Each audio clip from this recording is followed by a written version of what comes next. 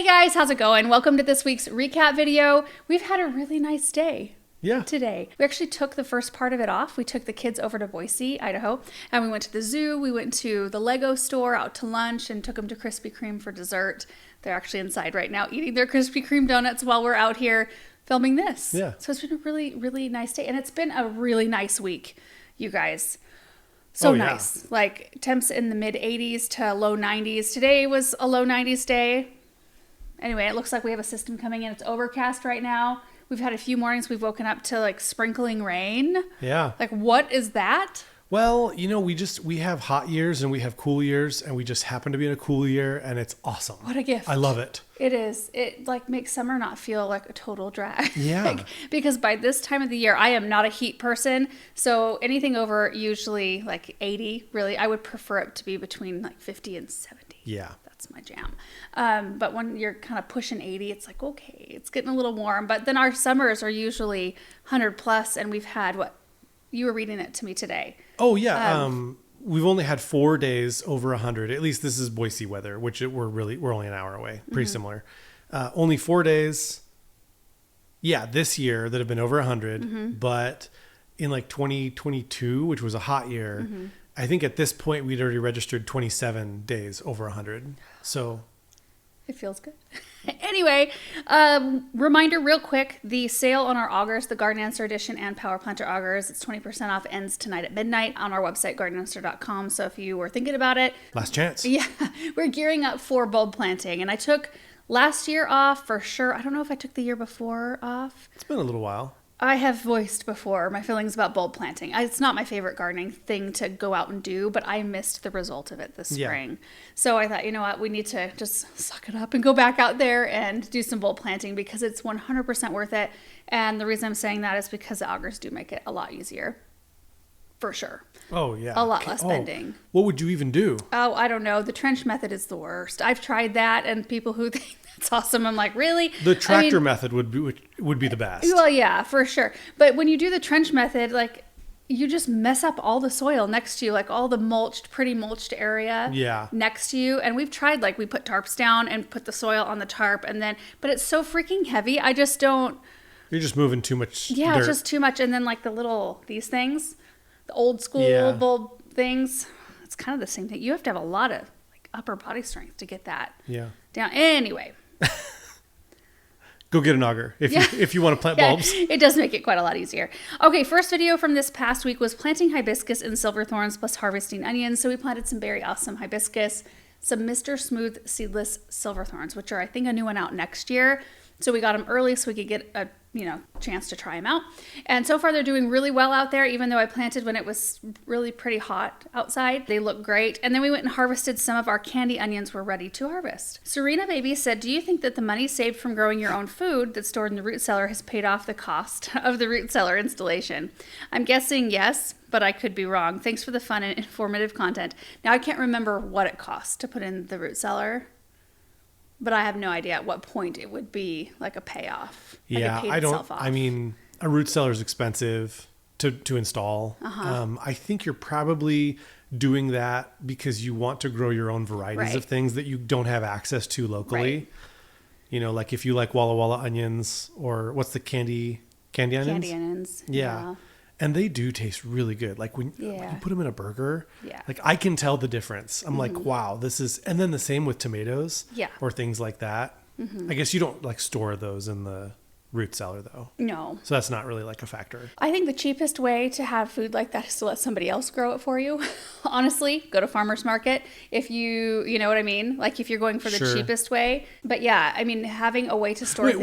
Why farmer's market versus grocery store? I mean, farmer's market, you're getting local produce. Okay. So, I mean, there's that. So you get something that's grown in your local soil. Yeah. But the reason why we grow things is one, we know exactly what's been done to it. We know basically what we've put in the soil around it, which we use, the organic stuff. So Biotone starter fertilizer and land and sea compost whenever we do a new crop. So there's some peace of mind in that. And maybe then also the self-sufficiency aspect of it. I think that's appealing to a lot of people. Yes, for sure. You just feel like, oh, I did this myself and I can do it next year myself because I've got the seeds and I've got everything I need to repeat the process.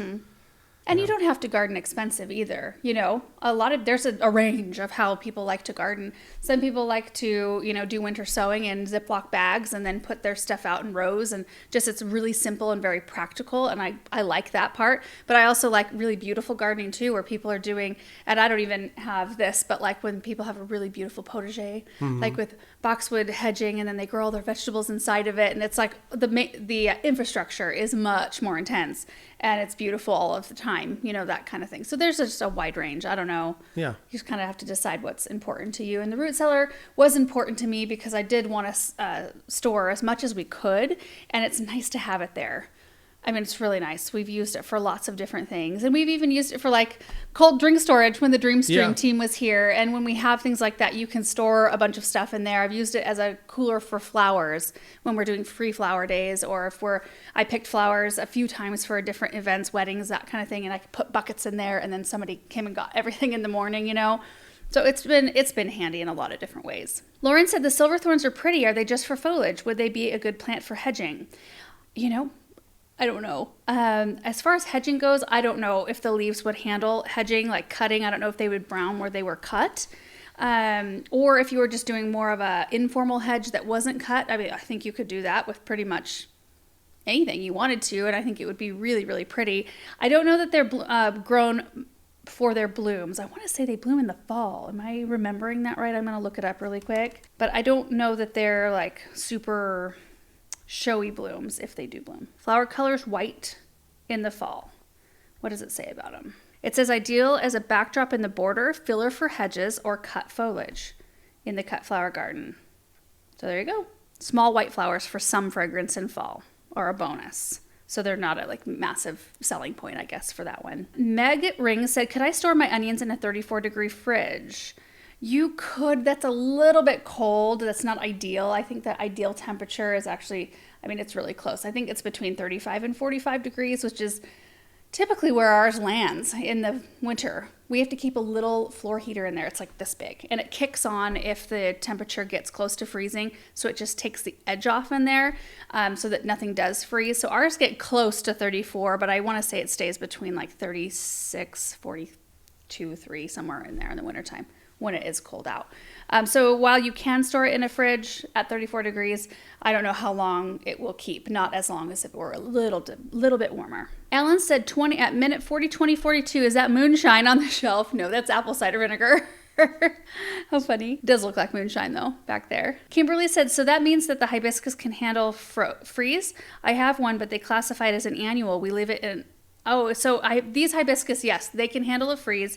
In fact, they are, what did I say, hardy down to 4. Can't remember any of these little details. Very awesome. Zone 4 through 9. So yeah, they can handle down to negative 30 degrees Fahrenheit. Whoa. But there's a lot of different types of hibiscus, like the Hollywood hibiscus that I had in containers, those were annuals. So there are different types. There are annual, more tender type hibiscus, and then there are these other type that are really tough.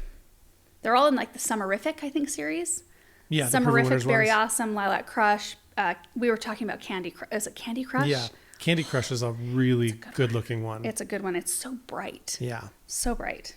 It's a happy one. It is. Ona said, question, what's going on with Land and Sea? I have noticed you don't mention or show it anymore. I haven't mentioned it in a while, but I haven't done a lot of crop turnover in a while. I usually add it when I'm planting a new crop. And we recently just planted some spinach and some peas as a fall crop in one of our raised beds, but I had already top dressed that bed when I cleaned it out with Land and Sea to fill in some of the holes that we had going on in there. So I didn't actually bring out a bag. I mentioned it, but you'll probably see more of it as we start swapping some stuff out in the raised beds. Teresa said, do you have to turn your onions every week or so so that they dry evenly? Nope, I just let them dry and then I pop them in. In fact, I need to put them in. I went out to the high tunnel last night for an onion for our salsa. Yeah. Did I say salsa right? Salsa. Salsa that I made. I knew I had a few onions left in the root cellar from last year, but they're at the point now where they're going to go to Bethany's pigs because they're just we've used them as long as we could.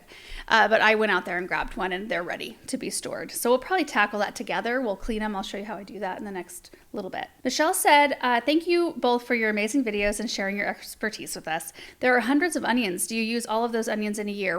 Really close. I mean, nothing gets wasted. If it, like I said, if it stays in our root cellar and starts to sprout and get soft, we do have somewhere it can go. It goes to Bethany's pigs, who then benefit from it. So I like that. I like that. Usually, like our stuff, if it's stuff the chickens will eat, we put it in the chicken coop. If it's not, like Bethany's pigs eat everything. They'll eat all the pumpkin vines that we harvest. They'll eat like everything, sunflower stalks, corn stalk. Yeah. I mean, they'll eat everything that we send out that way. So a lot of times, like we'll just back Bethany's truck up or Paul's truck up and fill it up with stuff, and they take it out. This is a little morbid, but I've heard with like hog farms that if you fall in and, you know, meet your demise with hogs, there's no evidence. There's nothing.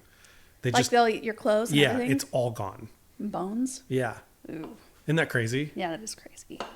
I do go through a lot of onions though, because I cook most nights. I want to say I cook. I do a meal plan every single week, and I plan 6 of our dinners every week, with one like floating day, because we usually end up going out somewhere at some point. And it's hard to buy like 7 days worth of fresh stuff. I don't know. So I do 6 dinners, and then I usually make sure we've got everything we need for breakfasts and lunches during the week. So it's once a week to the grocery store, unless I need to go and get some fresh stuff. Unless, like this week, Aaron went for me last night because while I was doing something else, I forgot one key ingredient in like 3 of our meals. Like what were we having? Chips and salsa. I forgot the tortilla chips. And then what were the other things? It was a key component. You had me get bacon. Oh yeah, I'm making cowboy beans one night, and it calls for a pound of bacon, and I didn't get any bacon. Yeah. And what was the other thing? Hamburger buns. Yeah, hamburger buns. We're having hamburger. I didn't get any hamburger buns. Hamburger buns is kind of a key component. I don't know where my brain was. Anyway, I do try to cook most nights if I can, and I do use a lot of onions. Margie said, my goodness, to be completely dressed, makeup, and all outside at 6:45. What time did you wake up to start your day? That day, I think I got up at 5:15, and I had time to read and have a whole cup of coffee by myself downstairs. It was awesome. That's not every morning. I wish it was. I wish I could be a morning person and a night person. Yeah. That's my problem. I love days when I wake up early. It feels like you have a whole extra day. You need to perfect the afternoon siesta. Maybe so. Because that's the only way that I think you could really do that. Mm-hmm. If you just, people do it. When it's really hot. They're both a morning and a night person. Mm-hmm. And you just got to be okay with taking like maybe a 2-hour nap in the afternoon. I can't take naps. I am the worst nap taker ever. It makes me feel like I'm sick. Wendy said, I'd love to see your plant stash someday. When you went to the high tunnels today, I was trying to see what else was in them. Do you have heaps of plant shrubs and trees for the landscape still? How are the chrysanthemums doing? I do have quite a lot back there, not near the amount that we had earlier. The hardy mums are still back there. I think what I'm going to do with the hardy mums is I'm going to go through them and pick out my favorite varieties and tuck them into a flower bed somewhere. And then I know of several people that would probably love to have the mums in kind of my little network. So I will farm those ones out just because I decided not those ones. I'd farm those out to other people who I know would love to have them in their garden. But maybe we could do a tour, like here's my plant stash tour. I forgot that you used to say these ones a lot. I did. Does it bother you now? Well, I don't do it as much as I used to, but when I do. You catch yourself? Oh yeah, it's just so egregious to me now. These ones and those ones. Yeah. Kind of just unnecessary. You can say these and those. Yes. Okay, next video is harvesting potatoes and more onions, staking pepper plants, and baking cinnamon pull-apart bread. I was kind of all over that day. I just was feeling cozy that day. I was feeling like I wanted to bake and I wanted to do all of the home things, but I also wanted to get some stuff done outside. So we harvested the Huckleberry Gold potatoes, which were ready. We used some of those for dinner. And then I pulled up some more onions that were ready. We staked up some pepper plants that were flattened in a storm that we had. And then we made cinnamon pull-apart bread, which was had nothing to do with the garden, but it had everything to do with what I was doing that day. And it turned out really great. I had to make it twice because I accidentally added way too much sugar to the first batch. Now, I never ate a piece of that first one, but I saw that you got into it. Mm-hmm. Did you notice any difference? No. Was it denser? It looked denser. No, I didn't really notice any difference. It was older. It was, because we went through the first loaf first. Yeah. So I guess from that standpoint, I did notice that it was Older. staler, more stale. Not stale, Just but older. more stale than the last one that we Yeah, had just not had. as fresh. Yeah. It did color up better because of the sugar content. It was real pretty. But and that night I made a ham dinner. I was just kind of craving the coziness. It was kind of a half holiday dinner. We had Yeah. mashed potatoes and gravy and stuffing and ham, and I made Texas Roadhouse rolls with the whipped cinnamon honey butter, and we had corn. Which is awesome. It was all really good. NKPY2K said, what solutions do you have to keep field mice out of your barns? I guess my first question should be, do you contend with any rodents on your property? Thank you for sharing your knowledge, experience, and life with all of us. We do contend with rodents on occasion. I think the cats must keep them away. We do have a lot more cats than just our two around. I mean, it's just a constant, like at night, constant cats coming through, and I think that does help. We've used that mouse magic stuff from Yep. Bonide and Repellent, just like mouse traps. traps, and bait stations too. We have had bait stations. I've never done those. I thought Paul did. Oh, maybe. I haven't Yeah, seen. yeah, I think he has. Yeah, Yeah. but I think that's more in the loft. I don't know. Your dad does a trap line. Yeah, my dad does a trap line. I did a trap line once. Yeah. I did when we had voles in our last garden. They had the snow left, and so it unearthed what the grass looked like underneath the snow, and they had made runs through our entire grass. You could see all of the runs, just eaten grass, dead grass in lines. And I made a trap line around all the entrance points, and I got them all, I think. It was kind of Satisfying. a little bit. I mean, it's bad to say, but it was kind of satisfying in a way. PJ Pellet said, love today's video content so much. Question, could you bottle up some of your energy and sell it on the store? I am in need. I don't have as much of it as I used to. That's for sure. But still a lot. Some days more than others. J Baby said, bread looks delicious. Question about the onions. For the last several years, I've tried growing Walla Walla from seed, but the most they grow is to spring onion size. Am I missing something? Please help Zone 8. They should grow for you. They are heavy feeders. That's all I can say is they are heavy feeders, and they want the sunniest spot that you can give them. So make sure that they've got full sun and lots of food, and you should have hopefully better luck and consistent water. Ours, even though they're not enormously heavy water users, they get very consistent water from us because we put drip out for them. Michelle said, hi from Colorado Zone 6B. I planted green leafy lettuce from seed this year, and it came in beautifully, and so much of it. Unfortunately, it is so bitter we can't eat it. What did I do wrong? It's usually a water issue with the bitterness. It wants water at the root level, not from overhead if possible, and it wants very consistent and quite a lot of it, honestly, to be not bitter. I mean, it doesn't want to be sitting in water like a bog, but it wants to have plenty of consistent moisture, and that should help the problem. We had a sour strawberry problem this year, and it was because ours were getting too much water. So you can go too much the other way as well. And it was just not allowing the fruit to concentrate its sugars, and they were sour. So Aaron cut back way big time on the water, and they are so delicious again. So just make the adjustment, and hopefully that helps. Alexandra said, what onions can you plant now in August? Oh boy, probably...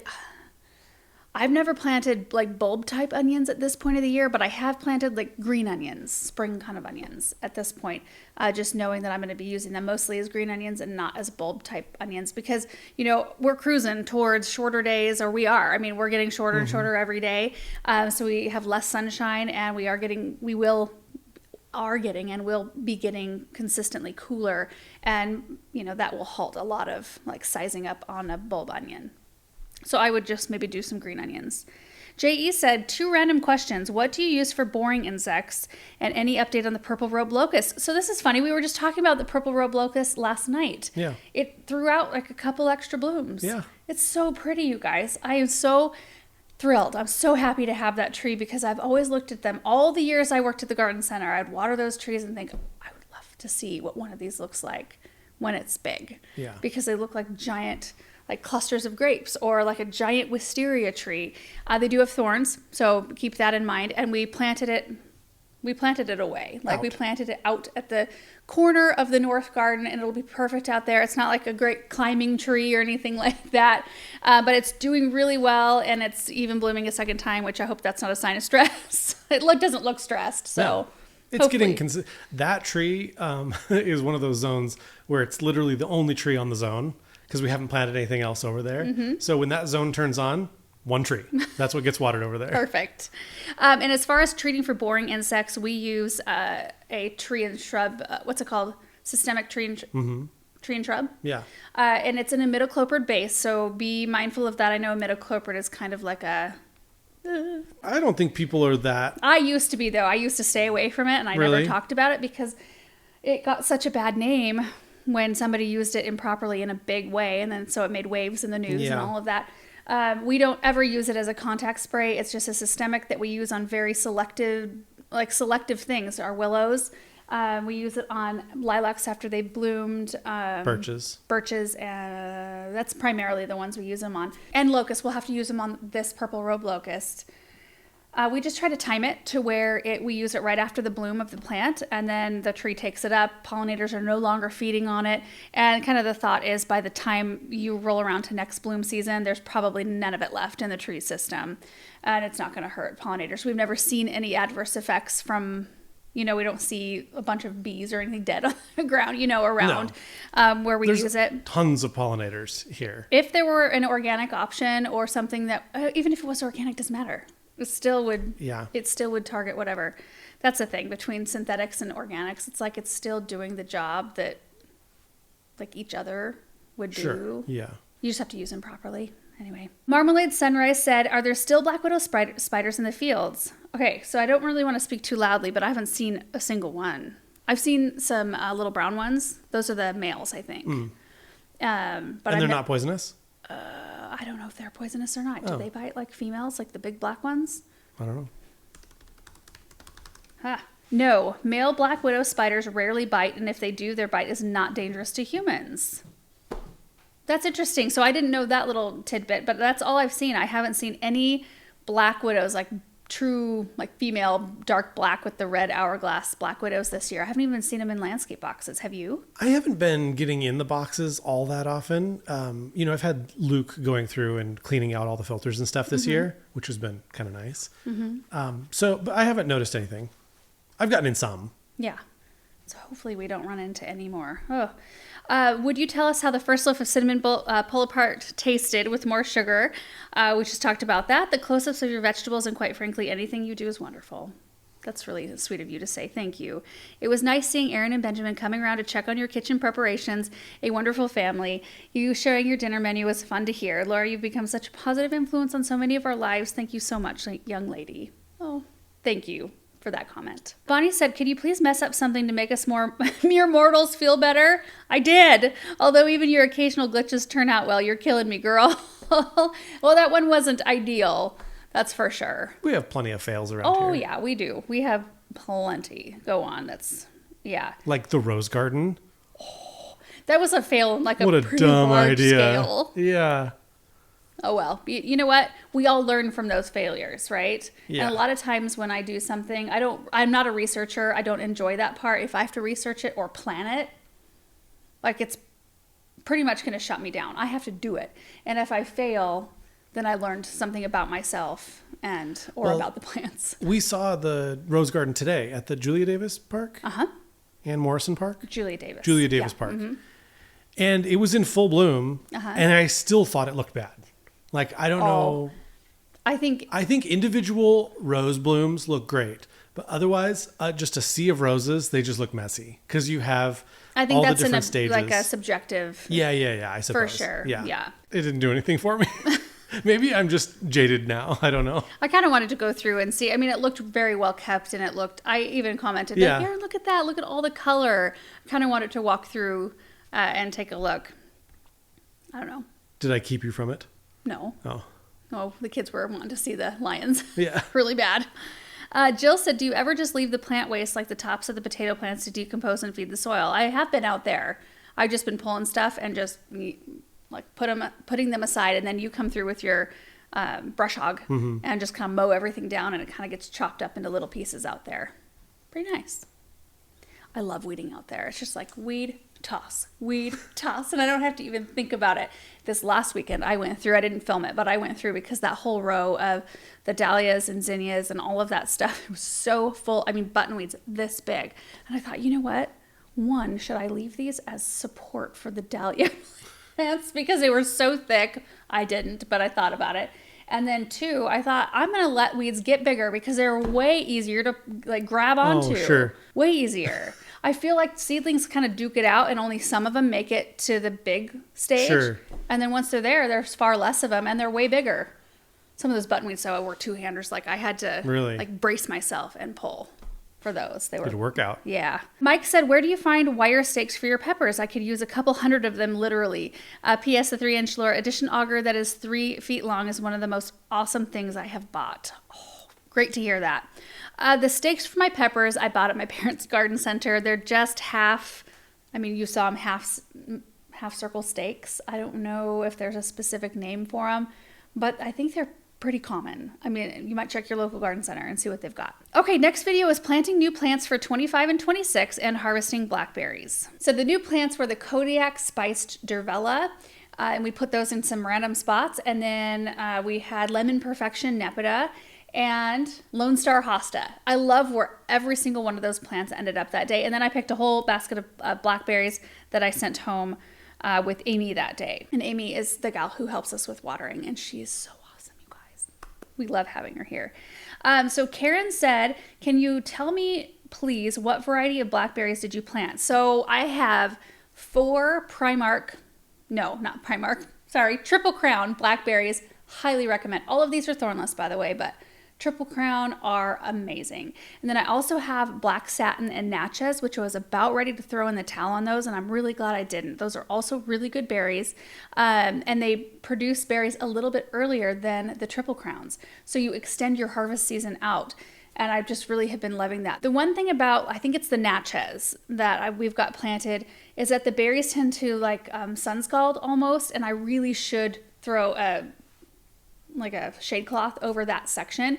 I've noticed that the middle section, and I don't know if it's a water thing or a variety thing, but like the Triple Crowns on the ends, they grow really big, huge long arms and branches, a lot of leaves that kind of protect the fruit, while the ones in the middle are a little bit more scrawny and they produce tons of fruit, but not as many leaves to kind of protect them. So there's not as much shade protection for them. So they kind of get like this white side to them if they're left to heat for too long in like direct sun. So I've learned that, and I'll try to rectify that going forward. But I really recommend all 3 of those varieties. Dr. Dwayne Custer, C-U-S-T-E-R, Custer, said, Samantha has the best job ever. I'm in the Portland area and really want to visit Eastern Oregon to go fossil hunting. Have you all ever discovered fossils on your property? We have not. The only thing we've discovered are some random metal objects. You guys have been metal detecting. Yeah. Right? Yeah, we kind of haven't so much since it's gotten hot, but Chad has found a bunch of stuff because he digs all like for a living. Yeah. So you're gonna find some stuff. Yeah, he's found some cool stuff. Maria said, how often do you fertilize your blackberries, and is it always with berry tone? I try to do berry tone. I'll use holly tone if that's what I have in the Gator with me. I've used other things in the past too, like Pantone or whatever tone I have. But if we do have berry tone on hand, that's the first one I'll grab, and I usually fertilize them in early spring, and then hopefully again one more time, which I did. I did give them 2 applications this year, and I think that was really helpful for them. City Farmette said, you've convinced me to fall back in love with hostas. Question, do they not bloom in your climate? I don't recall you ever cleaning bloom stalks off them, or do you cut them off when they first emerge? To the Garden Answer team, thanks for all the amazing work. I do try to cut them off if I can meet it. Head them off at the pass. I do not like the way that hosta blooms look. And coleus too. I don't like coleus blooms very much, so I try to pop those off if I can. Some hosta blooms though smell so good. So there is that, and they're not horrible. Some of ours do end up blooming, and it's not like I hate to look at it. I just prefer a really clean hosta look if possible. Janice said, my raspberry bush got eaten by earwigs this year. Do you struggle with earwigs in your area? What can I use to get rid of them? We do in some areas. Some years are worse than others. But I haven't noticed a big problem this year, but in other years, I'll use the bug and slug killer, which is like a little grain. I don't know if I have a thing in here. Maybe we can put a picture up on the screen, but it's just bug and slug killer, and it works really well. And you apply it every once in a while, and it keeps earwig pressure down. Virginia said, I'd love to grow blackberries. What are your thoughts on growing them over arched trellises? Oh. Well, you certainly could. You would be pruning on them a lot, though, in that case. So I would keep that in mind. any kind of situation where you're pruning something that's really vigorous, or I mean, growing something that's very vigorous over a smaller sort of area, that tends to want to kind of like go all over the place, you're going to be needing to kind of constantly give it attention and weave those branches in and out of the trellis, or, you know, tie them down somehow. I mean, it certainly would be a beautiful look, but you also, by pruning it more often, might be exposing the berries to more sun. It might not matter for you in your area. It would for us, for sure.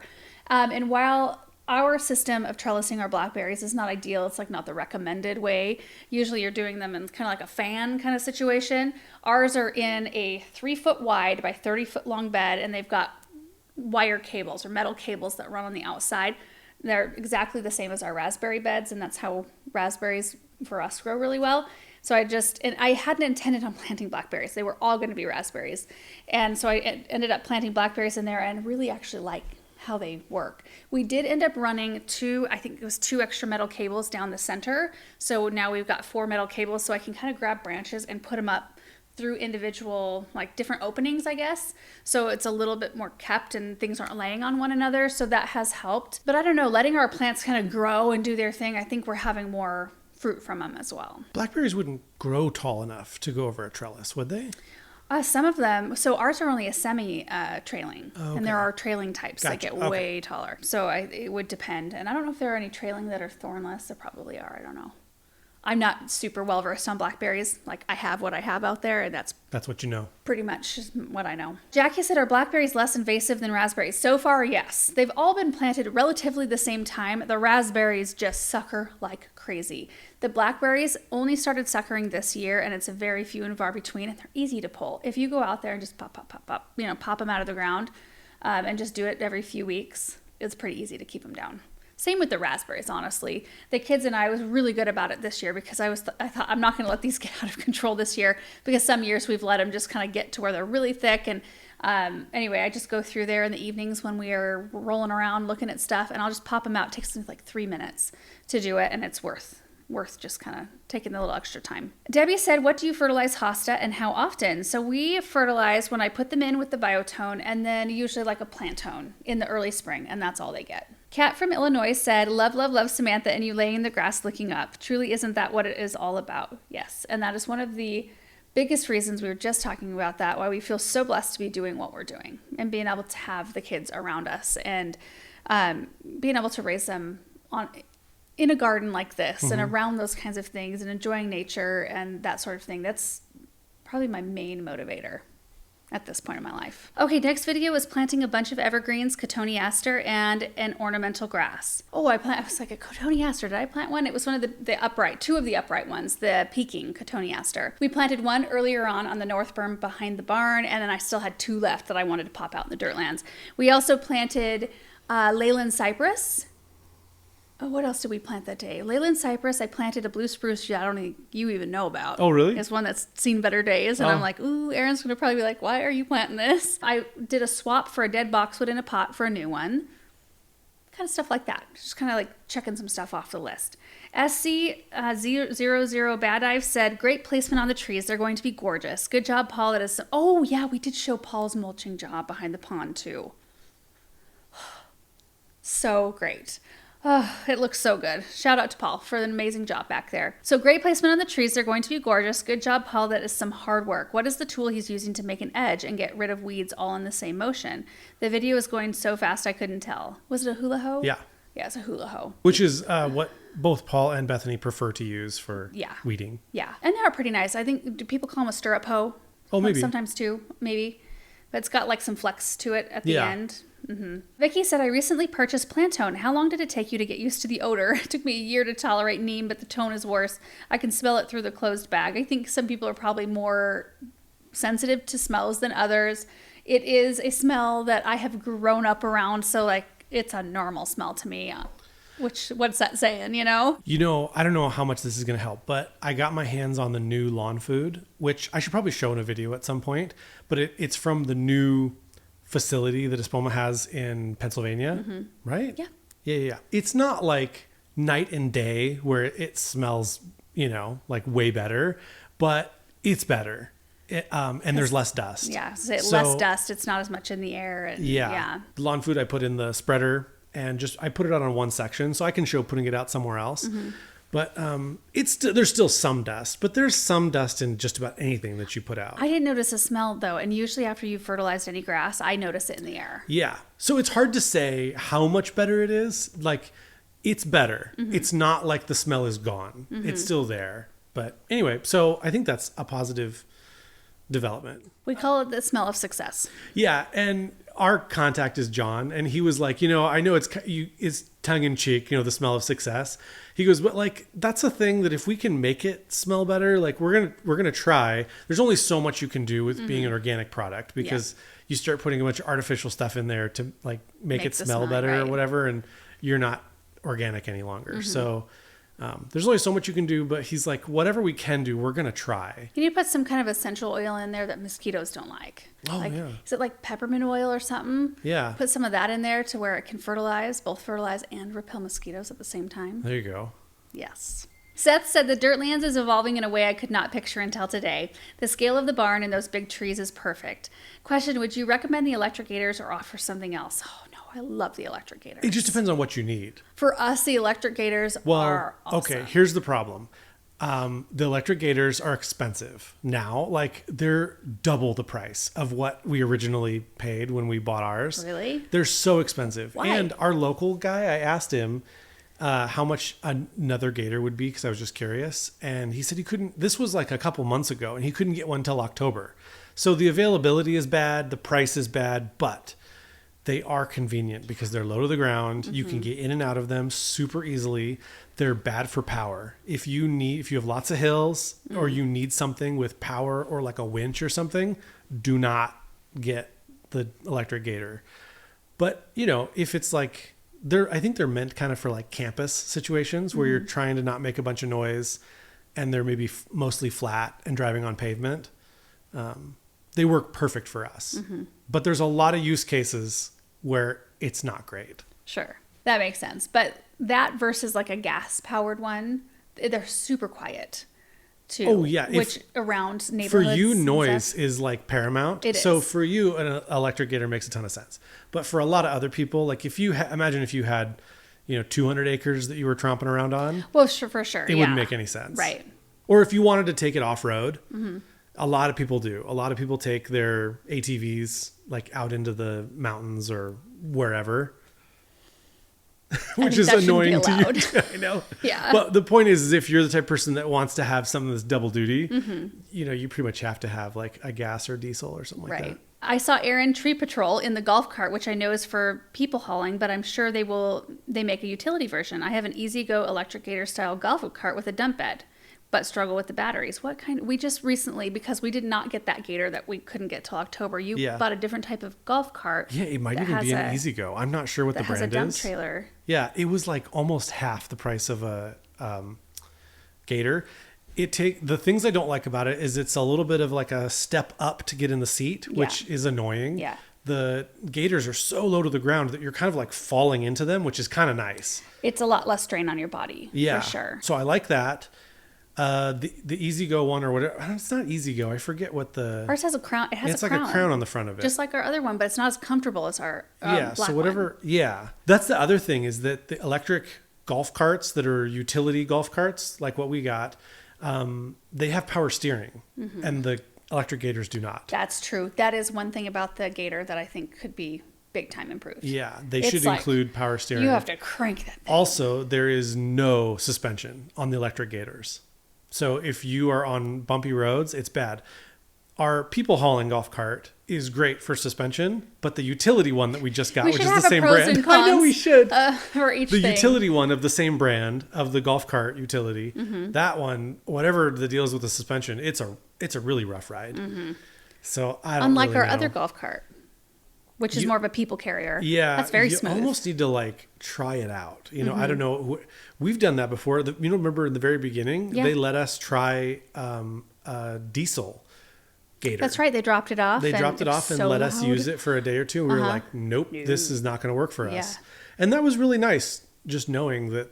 And we still gave them business because we still got 3 gators from them. And you bought a couple tractors through them. Yeah. Through the years. Yeah. Yeah. So yeah. Anyway, but we should make a little pros and cons. I feel like they're getting more and more popular. My parents just moved to a subdivision in Meridian, and they said that a bunch of people have golf carts over there. Well, it makes sense. There's so many things so nearby. Yeah. That you don't It's necessarily. easier. Yeah. And you can ride around the subdivision and go visit friends or whatever. It's just easier than having like a second vehicle, right. and probably safer than, well, you can haul, I was going to say it's safer than motorcycle, but I don't know if that's true, but you can haul more people for sure. Michelle said, don't you worry about shallow rooted trees with the high winds you get sometimes? I don't really worry about it. I mentioned that the Leyland cypress were a more shallow rooted evergreen. I think it's because, well, one, we don't typically have a lot of things fall down in the wind. We've had that blue spruce fall down, which is not supposed to be a super shallow rooted evergreen, and it still fell down. So I think for me, I'm like, oh, it's kind of a crapshoot. We'll see what holds in our garden and what doesn't. Most of the time it's just large branches that break out of trees. That's been our experience Yeah. with most of the stuff around here. Right. Not things that are actually getting uprooted. Right. And I wonder if that's because of moisture levels in the soil too. It forces trees to go things down are a just bit like more. hard down in there, like they don't have as much flex and softness. Blake said, I'm moving from central Kentucky to the Gulf Coast of Florida. I'm a 6B to a 9A. Question, if you were to move growing zones like that, what would you suggest I do as I'm planning my new garden spaces? I have no idea where to begin. Thank you for all the beauty you bring to the world. I would try to see if there's somebody Make a friend. Yeah. See if you can go to like garden centers down there and try to get connected with a garden club. Try to see if there's any garden tours you can go on and try to learn as much about your specific area as possible. I'm trying to think of anybody who might have videos out that lives in Florida. And I don't know if there is, maybe in the comment section, if you guys have any suggestions, because I know there's a ton of channels out there that are just out there. Probably are. Yeah. Those types of channels wouldn't be on our radar because they're so we don't garden different. in that sort of zone. But yeah, I would just try to learn as much as I could from people who actually live there. I think that's the most helpful information you can get. Gina said, I planted a Leyland cypress about 6 years ago. Have you had any of yours come down in the wind? We have not. What about diseases? And oh, my computer screen just fritzed out. Where'd that question? There we go. Have you had any of yours come down in the wind? What about diseases or pests? I love it, but I'm worried because I live in a city lot. We've never had any issues. And you guys, my parents have Leyland cypress that are old. Yeah. And they're not on their way out. People say that they're short-lived trees, maybe in some situations, but I've never met a Leyland cypress that's been a short-lived tree. For us here, I don't know. It could be different in different climates, but they've never been bothered by any pests or issues either that I know of. And there's been Leyland cypress that have been planted. They planted them, must have been when I was like young. They grow fast, which is really nice. Mm-hmm. They don't have the best branch structure. So if you end up needing to trim them low, It takes a lot of... it takes a lot of Yeah. the tree out. So just keep that in mind. The branches tend to grow more it grows vase shape. Whereas a lot of other evergreens, you can trim around the bottom and it just kind of looks like a Christmas tree. And which is pleasing to look at, I think. So they're less pleasing if you need to trim them. So that's my only thing with a Leyland is like plant it somewhere where you can give it space. So it can just be its big self. Yeah. Looking beautiful out there. Lori said, do you know why that boxwood died? I expected you to change the drip tube in case it was plugged. And I probably should have mentioned that. I had already checked the drip tube, and that soil, when I even pulled the plant out, was really moist. The drip was working. I don't know why it didn't survive the winter time like the other three did. Sometimes it just happens. It may not have had a chance to establish its roots. Maybe it was further behind than the others. I don't know. So anyway, the drip is running great. The plant's doing well thus far. Next video was planting arbs, breaking water lines, and playing in the mud. So we planted 8 North Pole arborvitae that we've had since spring, like early spring. They've been sitting out by the high tunnel, and we just needed to get that done. When we were digging the hole for the last one, the 8th arb, we ran into not 1, not 2, not 3, 4 lines. 4 water lines. But it wasn't what I was worried about is hitting the 2-wire line, which is our irrigation system. Like it's the line that tells which zones to turn on and off. Where's that one at? Well, it's where I thought it was. Oh, okay. So these are different lines, and I just didn't know that they were right there. So it actually wasn't that big of a deal. One of the lines was, it wasn't a main line. What would you call a line? So you've got your main water line, and then you've got like a secondary line that just goes to a faucet. What would you call that? Because it's like a smaller line than typical. It's like secondary one line? that has been branched off, and so it's a slightly sized down, and it just goes to a faucet. So really, if we would have capped it, we could have turned the water back on, and everything would have turned back on except for one faucet. Sure. So it was. I mean, you still got to fix them all. The other 3 were sprinkler lines. So And what you guys didn't see in the videos before we started digging that hole, we had a huge conversation about where the water lines could be. I mean, we stood out there and we're like, I don't think it's here. I think it's got to be right here. I mean, we really were confident. yeah. And then I saw that water bubbling up and I thought, oh man. You know, yeah, I was able to, I mean, I can shut off the water really quick. So I don't know. It sucks. It does. It really does. We also, while the auger was back there, Aaron dug 2 holes so that the kids could have mud holes to play in, and Yeah. they really enjoyed it. And what I wish I would have showed, I only left the camera on because I wanted to just have like some time to play with them without a camera on. I left it on for like 3 minutes and then I turned it off, and Samantha, her hair was covered in mud all up here, her whole face. From about here down, I don't know, she was covered in mud. And Benjamin got up to his waist and he was concentrating and I was helping him. We built dirt men instead of snowmen. We built dirt men and we made a little village and we made like this little river thing and a volcano, and he put trees like dead sticks and stuff around.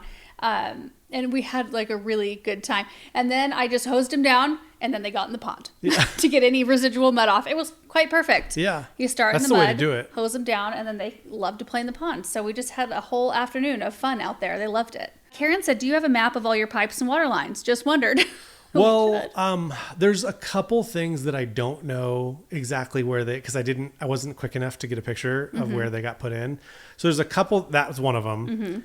I thought that they were in a different spot, so that's why we hit them. So yeah, I generally know where most things are, but it's not like I have it mapped out like, okay, 4 feet this way, 4 feet, north, and then it goes 25 feet.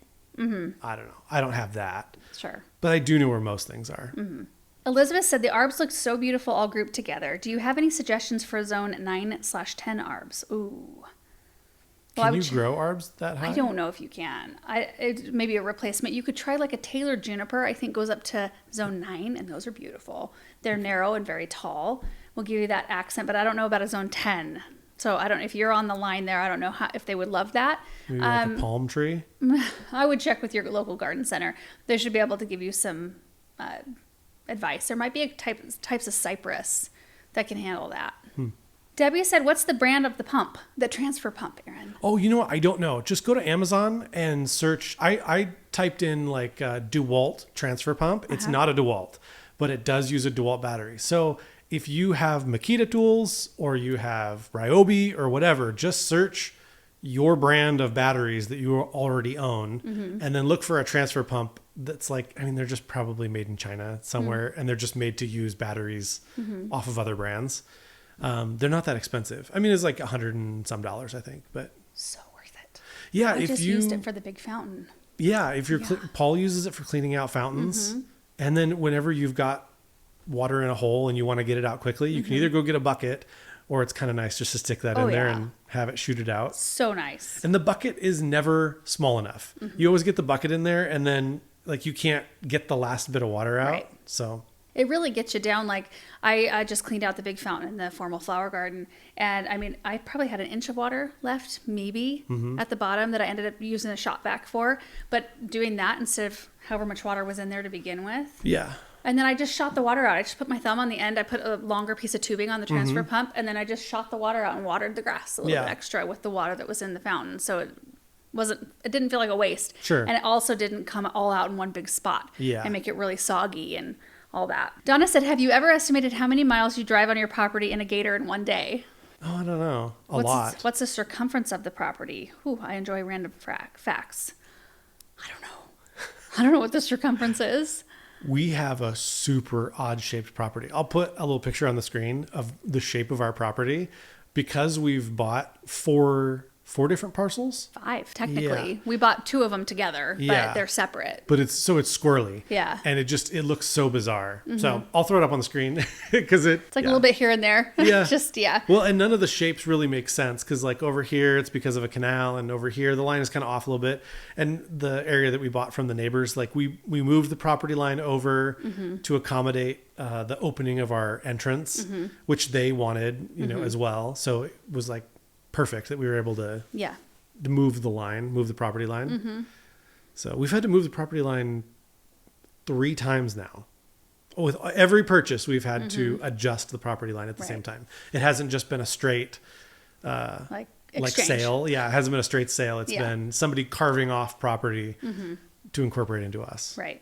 Diane said, I'm always amazed by your fluffy dirt. Do you have any areas with rocks? We are so rocky, really makes planting hard, which it does. Rocks are tough. We don't really have a lot of rocks in our No. immediate area. My parents, however, oh, their soil is so rocky up there. And they garden on a hill, and they've got lots of rocks in their soil. My goodness. Occasionally I'll run into some around Pretty here, rare. but it is pretty rare. YT579 said, great looking grouping of arbs. At 2258, there's a pine tree that looks like it's dropping its inner needles. Is that a summer thing? No, that was a winter thing. It's one of those Norway spruces along the fence line on Oh, this yeah. side. We have that trio. Oh. It actually looks better than it did. So it looked like it was near death, and then it pushed a bunch of green growth. All that like new stuff on the outside is new. Green We have stuff on the outside's several. new. We have several evergreens that I'm not really sure if they're going to make it or not. I think things are getting too much water. I think we need to pull back the water on some of the evergreens, the more established evergreens. Yeah. Big time. I think Yeah. that needs to be more Well, maybe what we addressed could more. do, we could cut in and we could put a valve on some evergreens and then just go turn off all the valves for like, I don't know. What a pain. Though. Well, how else are you going to do it? Just eliminate the amount of drip that's around stuff Oh, to give start. it less water? Yeah. Yeah, I don't know. I don't know either. That's a tough one. I feel like it'd be easier to go through and put in valves Mm-hmm. and just turn them off for a period of time. Yeah. Maybe. Because Yeah. you could, If you want to do it, you go for it. well, could you, like, would it be crazy to turn them on for a month and then off for a month? Or is that too long a time to have them off? I don't think so. I don't know. It'd be a really weird thing to try to figure out. We'd have to trial and error Yeah. it. For like a number of years. Yeah. Going on, a comment says, and a bit sad we didn't get to see the plumbing repair. I know you like to show just the pretty stuff, but just wish you'd show more of the realities of having a garden. I usually try to show it if I'm the one doing the repair. If it's other people doing the repair, which we call in our guys that we use to do that, I'm not going to put a camera out if they're not comfortable with it. I'm just not going to. I don't think we were home for that. Yeah, portion sometimes either. we don't know when people are going to come to, and they have access to our property, so they know where things are at, and they'll come when it's good for them. And sometimes we're just not ready with the camera to put out, even Yeah. if they are comfortable. Most people are. Most Yeah. people are really nice about it. And not that they're not being nice, but I just don't want to make anybody uncomfortable, Yeah. for sure. Amber said, I see you got a new white golf cart for the water tank. How many do you have on the property now? So that's when we were just talking about that you bought with the dump thing on the back. We Yeah. needed a dedicated water tank trailer. We use the water tank every single day. So what we do, instead of pulling out hoses in the garden, when we go around for our watering duty, like we can water the high tunnel and the greenhouse just with hoses that are nearby. But when we're going around the garden and hitting like all the new perennials that have been planted in the last 2 weeks, or the annuals that are still needing a little bit extra, it's nice to have the hose right there, right next to your gator. Yeah. You don't have to drag any other hoses out in the garden. It's a huge time saver and a huge like body saver. Yeah. Really. Just to bring the water to the Yeah. the plant. And like you said, those things that you've just planted, because you do a lot of planting. Yeah. So there's a lot of plants that need water every day, but our And they're irrigation all system over doesn't. the place. Yeah. Yeah. And two, even like the drip that we put to them, if there's not an emitter immediately on its root ball, which sometimes it just doesn't line up that way with the emitters that have spacing ever so often, it needs a little bit of extra until it establishes, and different plants will establish at different rates. So sometimes with our new stuff, we can let it fall off the watering schedule, like after 2 weeks being in the ground, sometimes after 3 weeks. Sometimes we have to baby it along for a little while before it's, So to answer the question, Yeah. we have 3 John Deere electric gators, one for Paul, one for you, and then one that's kind of a floater. We have like a golf cart utility trailer or golf Water cart tank utility cart that is the water tank trailer. We have a 4-seater golf cart that like Bethany gets on a lot of times, and Luke was using it a lot this year as well. But that's a 4-seater, but also the back can flip up and kind of be like a little bit of a tray. Flatbed trailer. of Yeah, sorts. you can't put a lot of heavy stuff on it. And it doesn't lift or anything. And it doesn't lift, yeah. But it's like if you need to throw your little pop-up bag on the back of it, it's good for that. And then we also have a 6-seater golf cart, which is really nice when we like during the Dreamstream build. Yeah. Either like driving people around to show them the garden or just whatever. When there's people around, Yeah. you know, being able to get 6 people on a golf cart is We use it rarely. Nice. That one's used rarely, but it is nice to have. super nice to Yeah. have. So it makes it sound like we have a million people here, which we have really good help. But who we have, just so you know, we've got Paul full-time, Bethany pretty part-time, and we have Amy part-time watering. So Amy is our 100% watering person. She just comes in and waters, and she just do some other things if, you know, she wants extra hours, or if she just, I told her, like, if you want to, you can do whatever you want. Like, if you want to deadhead some things, great. If Well, you she'll wanna, do like chelated iron yeah, she and did stuff like chelated that. iron for you the other day. And that's it right now. So Luke's done. Yeah. And so We also had another kid, Gabe coming in. he was very part-time, like just here and there. Yeah. So but we it's got, nice to have people like that you can call when Right. you have like a boom of weeds, like just young kids. Yeah. They're like, hey, can you come help us weed, you know, for a little while? And that's great. so we have 1 full-timer and 2 part-timers here. Just because it seems like we have an enormous amount of vehicles and only, you know, you and I both need to have one open because you and I are both going. Like you're spraying stuff from the Gator. He got this like in Gator, like in the bed spray tank that's pretty big. Yeah. That you've been using. So you kind of use that a lot. Well, when everybody's working, walking is just not really possible. It just isn't efficient. Yeah. When you've got everybody here, the 6-seater golf cart is really not usable for work so much. But yeah, so Paul needs one, you need one, Bethany needs one, I need one, and Amy uses the water needs tank one, and that's trailer. 5 right there. So Yeah. like we use them all. Yeah. Benjamin needs one. Benjamin tooling around. The kids never. We joked about it last night though that at some point they'll jump on, but they never go without us. No. Okay. Lavender Butterfly said, what liquid fertilizer do you use on strawberries, blueberries, raspberries, blackberries? I use a Spum Berry Tone when planting, and I use it on all my berries, but what is the best liquid fertilizer? I don't use a liquid fertilizer on any of my berries. They're always the Berry Tone or Holly Tone. Yvonne said, your plums, how great. I'm surprised not to hear any birds. Do you have a problem with them eating your harvest? No. So far, the birds have left things alone for the most part. The thing that the birds were most attracted to was the wheat.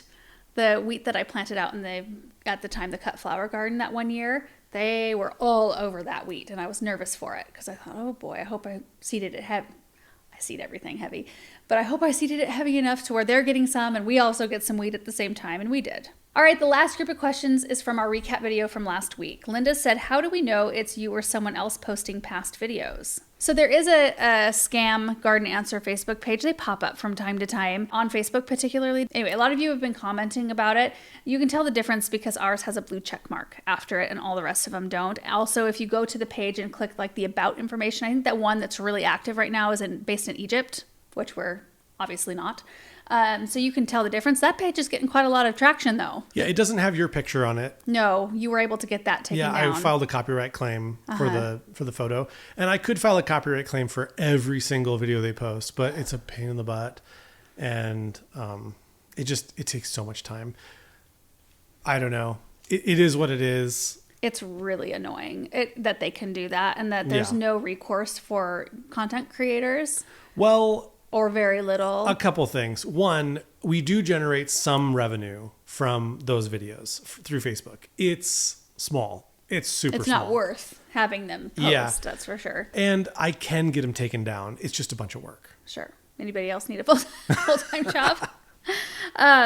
Valerie said, I hear you talk about budworms a lot, but I'm discovering bagworm cocoons on my cypress trees. Have you encountered this with your myriad of evergreen trees? We have had a little bit of webworm, but we haven't had any bagworms. Wonder what you would spray for bagworms. I sprayed mine with BT and they all went away. Oh, neem oil, it says for bagworms. I suppose there's probably lots of different things you could spray. Captain Jack's. Oh, wait. Dead bug? Yeah. It shows Thuricide on the list. Oh, yeah. BT, that's what I sprayed my webworms with. Yeah. They target any kind of caterpillar worm sort of situation. Yeah. Yeah. And then it's showing Captain Jack's dead bug, flower, and vegetable garden dust. Dust. Interesting. But maybe the dead bug brew will do it as well. I would hit it with the Thuricide. Yeah. That's what I would do. Comely Corner said, I have a problem with the sun causing a weak spot in my hoses. They bulge and then break. Does HoseLink prevent this problem? Does the cover have vents to prevent overheating and baking the hoses in direct sunlight? Well, we've never had a problem with that, and we've had hoses in 108 degree temps, direct sunlight. I mean, I've never had them bulge and break. Yeah, like it that. sounds more like a pressure, like you have too much pressure or something on your hose to make it bulge. No, I don't. I mean, Unless, it could be the type of hose you have, too. we're also not like HoseLink spokesman. No. So, like, I don't know. I just haven't noticed that be a problem Yeah. with our hose links. So, but I do know what you mean with bulging and breaking because I have had other hoses do that before, like hoses I've just had sitting on the ground. Yeah. And I do think that extended exposure to sunlight does break things down and make them more flexible, more weak. Yeah. Yeah. Breaking down the that, material. but also I think like running over them, if Yeah. you drive over them, that'll make it bulge Yeah, too. if you leave water pressure to the end of your hose, like you leave the hose faucet on, but you've got like a thumb valve on your dram wand or something, Yeah. and that pressure is going all the way to that dram wand lever thing, you're leaving pressure in that hose. I don't think that's good for it either. Yeah. I think that's where we get most of our problems if hoses are left on. Sure. And then we get like pinhole leaks in on occasion. Robert said, did you end up staking up the salvias and the Harley End Cap plantings so they wouldn't flop over the boxwood this year? I'm not having the same problem with the Rockin' Deep Purple salvia. It's not as big, it's not as sprawling as Play in the Blues. Play in the Blues is hands down the most stunning annual salvia Impressive. variety. Yeah, for sure. It's like hands down, it wins. But the Rockin' Deep Purple is pretty, and the Rockin' Blue Suede Shoes is really pretty too. And I'm more impressed with the Unplugged series this year than I have been in lots of years. I have Unplugged Pink at the end of the barn over here, and I have Unplugged White that came up from last year. So I'm like doubly impressed because it came back as a perennial. And then the Unplugged So Blue we have in with the red dahlias underneath the crabapple trees in the parterre. And we only have 5 per box, and they look awesome. They provide just enough distinction between plants and kind of break up that sea of red. They're really pretty. Donna said, at 4805, LOL, what percentage would you attribute it to having a super awesome supportive husband? A lot. I attribute a lot to that for sure. Don't let that go to your head, Erin. Tina said, all in all, you guys are doing a great job. Gardening is hard. As for the tough area under the tree, have you ever done a soil test to see what might be lacking there, or perhaps there's something wrong down underneath? Always good to know.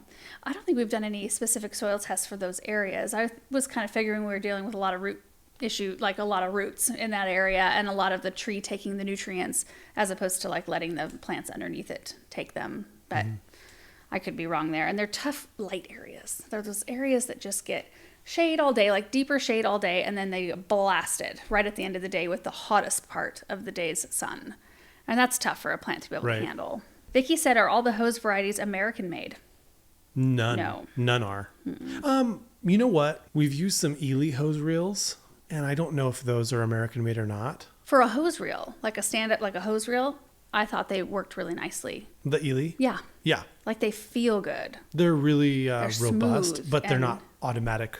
No, they're not. If you're retractable. though in the market for an Ely, or not an Ely, but for a hose reel period, like one you can wheel around, they're really quite nice. We still keep ours around and use them from time to time. Moni said, what are your plans for the blue wheat? Are you planning to grind it or craft with it? Love Samantha's Fairy Garden.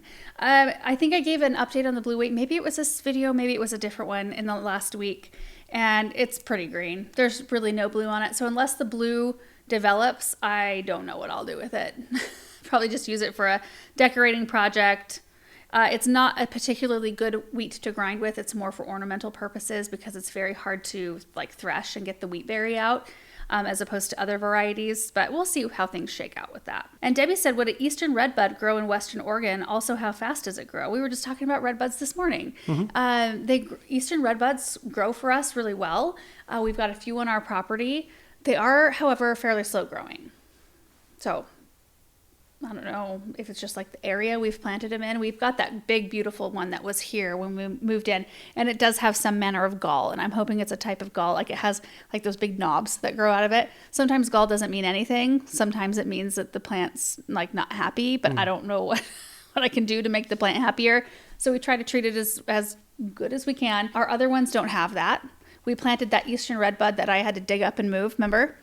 It's a multi-trunk, and I moved it. It was when you were hanging off the shovel. It was really hard to dig that up. I think at this point, like however many years later, I've been like, that one hasn't grown very fast. exactly. So I don't know if it's that spot because the whole area, like In the South Garden. in the South Garden, that whole space is tough.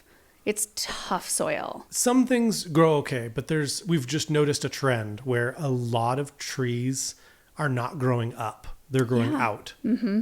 So that's interesting. We're going to have a very interesting looking garden in Yeah, it's like 10 height years. is like the one thing that I want. I know. And so many of the things They're just they're just, the spring groves out there, they're just like done growing up. And they should get 35 feet tall, and they just stopped at 10. They haven't stopped yet. No, they'll probably They're just getting their legs under them. Maybe. And they'll go. But they've been in now for 4 years. They should be twice as tall at this point. They were tiny though, Aaron. I think you forget how tiny they were. Maybe. But I still think they should be close to twice as tall. I think they might be. Oh, twice as what they are As tall now. as what yeah. They're definitely twice as tall as when we started. Yeah. I don't know. I think they're doing really well. I do agree that they are probably wider than they should be tall, but maybe that's what they do. I don't think that is what they do. Well, maybe. Maybe right there. That's what they do. Ozark View said, I totally plant a golden rain tree in my yard. We live out in the country and I could plant it away from the house. Why don't I ever see anything like it around here in central Missouri? They might not be great for your area. That might be why. Also might be sort of invasive. Yeah. I could see where it would be a very invasive, like, don't plant this tree. Yeah. Here, it's probably fine because we don't get enough rain. They're borderline invasive, though, for us because they pop up everywhere. Yeah. Everywhere. And we don't have the rainfall of other places. Yeah. We were talking about the golden rain tree and how, while it's a gorgeous tree and I would never trade it, I wouldn't necessarily recommend that anybody plant one because they are like the messiest, dirtiest tree I've ever had. In the or grass, been around. we talked about how planting it in the grass might be okay, though. Yeah, because you can mow up all the junk. Yeah. And that would be fine. It's probably still get weeds everywhere or little trees everywhere, I'm guessing. At least you're mowing them. True. They'd never amount to anything. Yeah. And you guys, that is it for this week's recap video. We got through all the questions. Thank you for all of them. Again, reminder that our sale ends tonight for the augers at gardenanswer.com, 20% off. Anything else? I think That's we're it. good. Thank you so much for watching. I hope you're having a great start to your week, and we will see you in the next one. Bye.